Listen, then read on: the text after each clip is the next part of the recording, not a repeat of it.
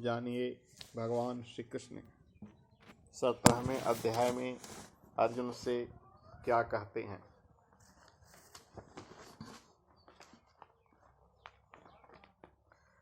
सत्कारं मानं पूजार्थं तपोदम्भेन चैव यत् क्रियते तदिहं प्रोक्तं राजसं चलमं ध्रुवम्। कहते हैं, हे अर्जुन, जो तप सत्कार मान पूजा के लिए दिखावे के भाव से किया जाता है वह इस लोक में अनिश्चित और नाशवान फल देता है, उसे राजसिक तप कहते हैं। यह अत्यंत महत्वपूर्ण सूत्र है। राजसिक तप की व्याख्या का आधार एक नहीं कई एक व्यक्ति में दम अहंकार ऐसे व्यक्तित्व का केंद्र बिंदु है।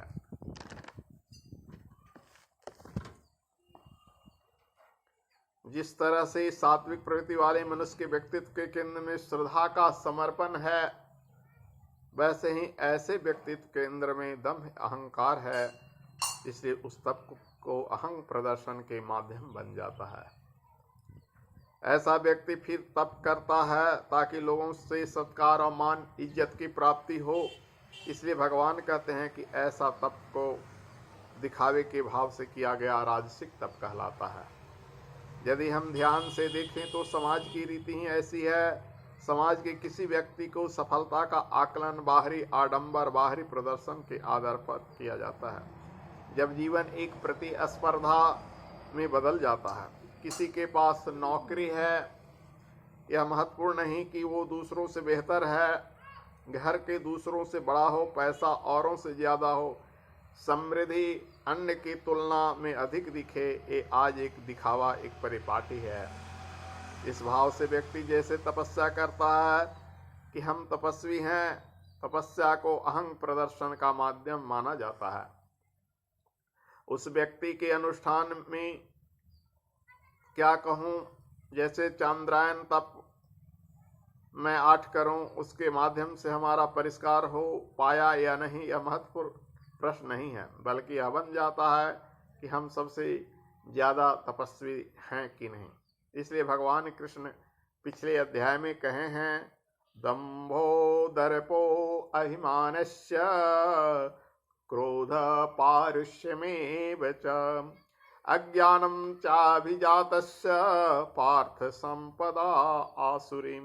हे पार्थ, हे अर्जुन, दम्भ करना, घमंड करना, अभिमान करना, क्रोध करना, कठोरता रखना, अविवेकी अज्ञानी होना, ये सब आसुरी संपदा है, आसुरी संपदा के लक्षण है।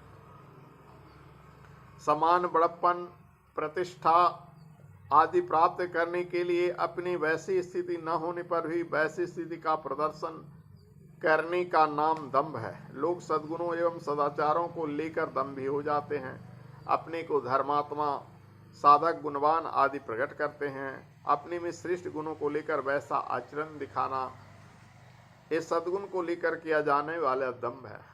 भगवान कहते हैं कि तप राजसी कहलाता है। ऐसा इसलिए कि व्यक्ति को तप का परिणाम मिलता है, क्योंकि उसने कार्य किया है तो तप का परिणाम मिलेगा ही। जैसे रावण तप किया तो वरदान पाया, वो उसके तप का फल था, लेकिन अंत में उसका नाश भी हुआ, ये सभी जानते हैं। मेघनाद, भस्मासुर, बानासुर, सहस्त्रार्जुन सबने तप किया, उसका फल भी पाया, लेकिन अंत उसका नाश हुआ। लेकिन कथा एक संत ज्ञानेश्वर के प्रथम शिष्य की आती है, जो 1400 वर्ष की समाधि लगाने के बाद अद्भुत सिद्धि को प्राप्त किए। उनका नाम था संत चांगदेव। उनके तप का फल इस रूप में मिला कि मुर्दों के सिर पर वो हाथ फेरते तो वो जीवित हो जाता था। जो मरा हुआ है ना, उस पर हाथ फेरते तो जीवित हो जाता। स्वाभाविक था, किसके कारण लोगों में रोज उनके पास संबंधियों को सब लेकर आते और सब अपने सिर पर हाथ फेरवाते, तो जो भी मरा हुआ होता वो जिंदा हो जाता। एक दिन वे ध्यान में बैठे थे, अनेक लोग उनके घरों में से अपने संबंधियों के सब को लेकर आए और उनकी आंखें खोलने की प्रतीक्षा कर रहे थे। इतनी देर में संत ज्ञानेश्वर की बहन मुक्ताबाई वहां आई। उन्होंने लोगों से इस माजमे का कारण पूछा और बोले, अभी संत चांगदेव आंखें खोलेंगे, तब ये मुर्दे उनका स्पर्श पाकर जी उठेंगे। यह सुनकर मुक्ताबाई बोली, उसके लिए आंख खोलने की प्रतीक्षा कर रहे हो? मुक्ताबाई ने तुलसी दल लिया और सभी मृतकों के मुंह में डाल दिया। उनके कान में गायत्री मंत्र पढ़ दिया। सभी मृतक जिंदा हो गए। उस दिन जब चांगदेव की आंख खुली तो उन्होंने देखा कि वहां एक भी मृतक नहीं है। उन्होंने अपने शिष्यों से पूछा कि इसका कारण क्या है, तो लोगों ने बताया कि मुक्ताबाई ने यह चमत्कार किया। यह सुनकर चांगदेव को अहंकार का बड़ा आघात पहुंचा, माने उनके दिल पर ठेस पहुंचा कि अरे ये तो मुझसे भी ज्यादा बड़ा निकल गई। उन्होंने ध्यान लगाकर जानना चाहा कि यह सिद्धि प्राप्त करने वाले महापुरुष कौन है। उन्हें आभास हुआ कि मुक्ताबाई जो है संत ज्ञानेश्वर की बहन है और संत ज्ञानेश्वर जो है ईश्वर के अवतार हैं। उनका मन संत ज्ञानेश्वर से मिलने के लिए हुआ, इसलिए वे लिखे एक पत्र कि हम उनसे मिलना चाहते हैं, बड़े रूप में या छोटे रूप में। बहुत देर सोचने पर जब वे निर्धारण न कर सके तो उन्होंने एक कोरा कागज दूत के माध्यम से संत ज्ञानेश्वर को भिजवाया। संत ज्ञानेश्वर तो उन्हें देखकर कुछ नहीं बोले, परंतु मुक्ताबाई हंस गए। उन्हें हंसता हुआ देखकर दूत ने उसे हंसने का कारण पूछा तो वे बोली, 1400 वर्ष के बाद भी कोरे के कोरे रह गए।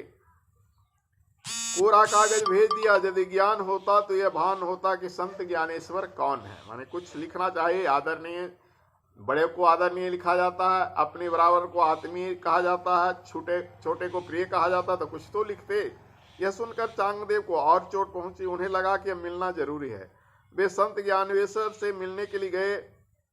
उन्हें लगा कि कौन सा तरीका अपनाऊं कि मैं सिद्ध संत कहलाऊं। यह सोचकर उन्होंने शेर की सवारी बनाई और सांप का चाबुक बनाया। पीछे भीड़ लगी, जय जयकार किया, चांगदेव की जय हो, चांगदेव की जय हो। संत ज्ञानेश्वर के गांव पहुंचे तो उन्हें अहाते के मुंडेर पर बैठे थे। लोगों से उन्हें कहा कि चांगदेव तो शेर पर आए हैं, आप कैसे जाइएगा? संत ज्ञानेश्वर बोले, तो मेरे पास तो दीवार है, हम दीवार पर बैठे हैं, हम दीवार से जाएंगे। और उन्होंने दीवार पर बैठे उसे उड़ने का इशारा किया। दीवार उड़ना शुरू कर दिया और चांगदेव के पास पहुंच गया। इससे उनके दिल पर और चोट पहुंचा कि अरे ये तो मुझसे भी ज्यादा है। लेकिन अंत में उन्हें ज्ञान हो गया कि यह अहंकार का परिणाम है और उनको चरणों में झुककर उन्होंने साष्टांग दंडवत किया। तो कहते हैं जो दिखावा के लिए किया जाए वो राजसी है, जो निष्काम से किया जाए वो सात्विक, और तामसिक कैसा होगा अगले गुरुवार को।